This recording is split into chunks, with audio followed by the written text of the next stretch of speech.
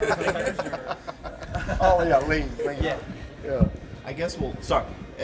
Injury news. We'll start there. XT. You think he might? Yeah, be he's able? got a day-to-day still. He looked a lot better today, and so hopefully he'll be ready. But probably going to be just to see what he says tomorrow.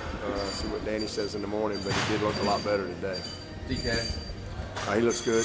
Look good. He's no problem. Day-to-day, so No, I think he's good. Okay. He's good to go. Practice every rep. Coach Robbie Caldwell getting ready to coach his 500th game. Apparently, that's the second longest active streak in the country. Just how impressive is that for a guy like him? It's unbelievable. I mean, he's just an unbelievably committed coach. He's I don't even know how old he is, to be honest with you. He's 60-something, but he don't act it. I mean, he's got the energy of a 30-year-old. He really does. Every single day at practice.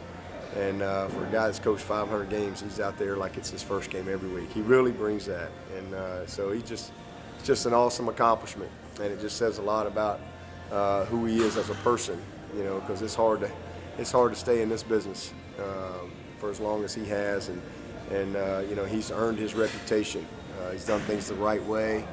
And he's a tough coach. But loves the players, and that longevity speaks for itself. What do you think on the defensive line is coming farthest from game to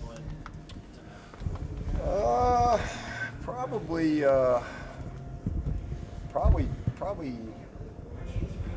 KJ.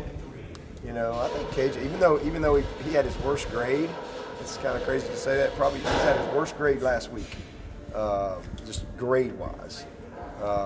But just all in all, from the start of camp to where he is now, he has really come a long way. And just trust him a lot more. His physicality. I'm really proud. But all those guys. I mean, Maskell's come a long way too. But he's the guy that I felt like, coming into we kind of had three guys that I felt like were in Logan and Justin and Xavier that kind of separated a little bit, and KJ has really come on, and so I'm really proud of him. So I'd probably say KJ. How about the interior? In the interior, probably. It's easy to say Tyler Davis, but he's really kind of doing what we thought he'd do based on what we saw in the spring and what we saw in fall camp. Probably Darnell. Even though he hasn't had the amount of work, but he's come a long way from where he was in the spring to he knows what he's doing and hasn't got as much opportunity, but we trust him, and I think he's made huge progress for a young guy. Just past the halfway point of the season, what percentage of the playbook would you say you've used up to this point? I don't know. Playbook evolves every week. We try to install pretty much everything in camp, base playbook, and then it's a week to week because you have game plan, stuff that comes in play week to week. But it all builds off of your system that you have. So, we pretty much got all of our run game in. There's nuances of what we do, that continue to show up and evolve as we go through the season. But for the most part, we've got pretty much the playbook is in. And it's not like we got to come in and teach a new offense. From this point on, it's about building on the foundation, the base offense, with game plan adjustments, nuances, tendency breakers, things like that. Different ways to do some of the same things. You do a lot more of that towards the end of the season than you do early on? Yeah. Or is it pretty much? It's pretty much right out of the gate. It's rock and roll. But sometimes you get into games and there's a lot of things that you practice that don't show up on game day. But we, practiced our game plan all year long. Our playbook. But like I said, sometimes you get in games and situations in games dictate what you do. So some things carry over from week to week. Some things don't. Some things that you liked week 2, you may not see again until week 6, just based on style of play that you see from week to week. Dave, when you have a team come in 4-3, is it easy to still keep your team's attention when you turn on the film and you see them running for 429? Yeah, I mean, they embarrassed NC State. I mean, there ain't nobody that wants to be a part of something like that, and that's what happens when you don't have the right mindset physically to match up. That's a long day, and so absolutely. I mean, we all know NC State are always a tough opponent for us. And they're giving up 67 yards a game. And those guys just absolutely smashed them. So easy for us to get for our guys to have their attention, based on what they see on tape. But also, they played Louisville. You know, you talk about a last play game there, and Wake Forest, the same thing. Undefeated team, so it's a team that's very, very capable, and I think our guys just have a natural respect for Boston College. The guys that are in this program every single year, BC is one of the toughest teams we play, one of the best coach teams we play every single year, and they're a handful. So we'll have our hands full Saturday night. When it gets a little bit, go ahead. I'm sorry, I was just wondering, y'all normally more beat up than normal after playing them? BC? Yeah. I mean, and last week was it's very similar to last week. Last week was a very physical game because they're a committed running team, and everything's built off of that. The difference is these backs are 250. That's the biggest difference. They're 250, and there are a lot of, mostly 2 tight ends and some 3 tight end sets. So a little different formationally, but the mentality's the same. So it's a physical game. I was telling them back when I was playing, this was every week.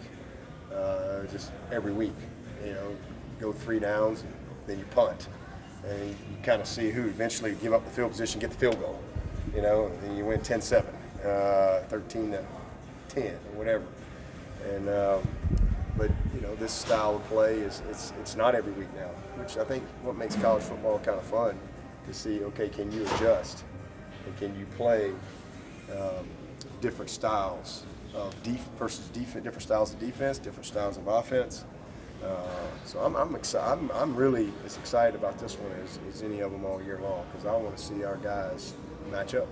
I want to see how they accept the challenge, because these guys, they're gonna come in and challenge us, and so I want to see how we're gonna match up physically and really the mentality that I'm looking for. On your first year as head coach, during homecoming week, you brought the players into the Tigerama and let them experience that. Why was that so important for you to do that? And you've done it every year since. Yeah, well, when I got the job, I just felt like Clemson was kind of divided, and I just felt like there was a disconnect. That's why we started the Tigerama. That's why I changed the way we came to the game, literally the next home game, because I just didn't. I felt like our guys weren't engaged to what was going on campus and the pageantry of Clemson. And I just think it's important. This is college, And, I didn't even know what Tigerama was. I had no idea. And I'd been here 6 years. I didn't have a clue. So I was like, we're going to participate and be a part of it.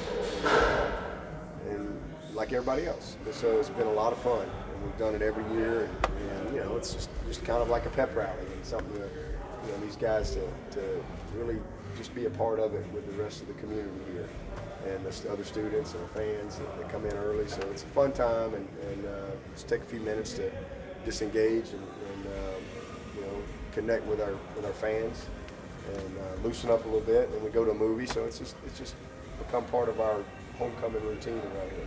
Yeah, that's what I said. As is handing out pizzas tonight. I gotta make a pizza run tonight. That's what I was about to say. That's not easy to do when you got all those players to bring them to the event and then take them out, and it changes the whole routine that you normally have on a Friday. Yeah, but it's our homecoming routine. So it's just part of what we do, and just like we have a game, our away game routine is pretty set. But one of these games we go to the elementary school. And it's just one of those little things that we do year in and year out, and the guys know. So it's fun. It's a fun time, fun event. I'm excited about it. Very good. Let you get your pizza handed out. Yeah, I'm gonna eat first, and then I'm going. Thanks, Coach. All right.